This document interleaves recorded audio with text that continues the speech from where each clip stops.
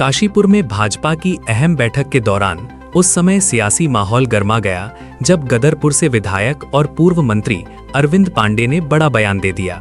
जमीन धोखाधड़ी के आरोपों पर खुलकर बोलते हुए उन्होंने खुद और अपने परिवार को अपराधी तक कह दिया, जिससे राजनीति में हलचल तेज हो गई। अरविंद पांडे ने मामले की सच्चाई सामने लाने के लिए वैज्ञानिक जांच, पॉलीग्राफ टेस्ट और नार्को टेस्ट कराने की मांग की। उनका कहना है कि जब तक आरोपों की पूरी तरह जांच नहीं हो जाती, तब तक वे खुद को निर्दोष नहीं मानेंगे। उन्होंने मुख्यमंत्री से निष्पक्ष जांच की अपील करते हुए कहा कि अगर वे दोषी पाए जाते हैं तो पार्टी पर बोझ बनकर नहीं रहेंगे, वहीं अगर बेगुनाह साबित होते हैं तो इससे भाजपा की छवि और मजबूत होगी। इस दौरान पांडे ने प्रशासनिक व्यवस्था पर भी सवाल उठाए और कुछ अधिकारियों पर निर्दोष लोगों को परेशान करने का आरोप लगाया। उन्होंने ये भी कहा कि उनके लिए राजनीति सिर्फ सत्ता का जरिया नहीं, बल्कि इंसानियत की सेवा का माध्यम है। भाजपा की इस महत्वपूर्ण बैठक के बीच आया ये बयान अब उत्तराखंड की राजनीति में नई बहस और चर्चाओं को जन्म दे रहा है। मेरा परिवार अपराधी है, 420 वाला परिवार है मेरा, और जब तक वो अपराध है तब तक मैं अपराधी हूँ। बस मैंने इतनी मांग की है अपने इस देश के यशस्वी, तपस्वी और ईमानदार मुख्यमंत्री से। इसलिए मैंने एक ही मांग की है कि जो जो हमने अपराध किए हैं, मेरे परिवार ने किए हैं, उन सब की वैज्ञानिक पद्धति से जांच हो जाए। बस इतनी मेरी मांग, और कुछ नहीं। और दोनों पक्षों की जांच होनी चाहिए। भाई आरोप तो कोई किसी पे लगा सकता है, ऐसी मेरे पे और मेरे परिवार पे आरोप लगा होगा तो सही भी हो सकता है, गलत भी हो सकता है।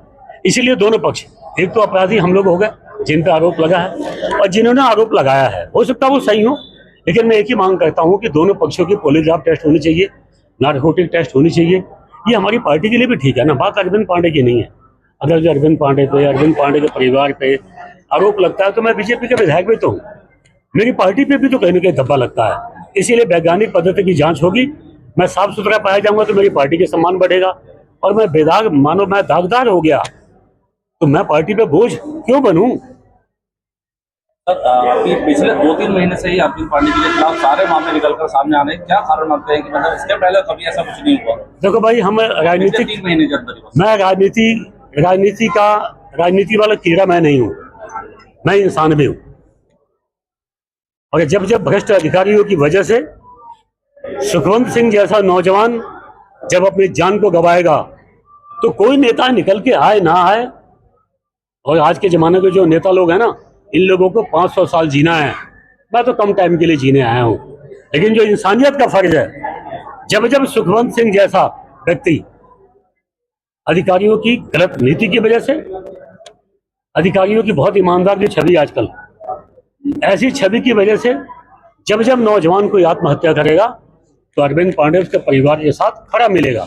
जैसे आपके काशीपुर में अभी 5-6 दिन पहले की तो बात है, एक ओम प्रकाश अरोड़ा नाम का व्यक्ति, उसके बेटे के सामने ओम प्रकाश अरोड़ा जो बूढ़ा 80 साल का बूढ़ा है, उसको अपमानित किया गया।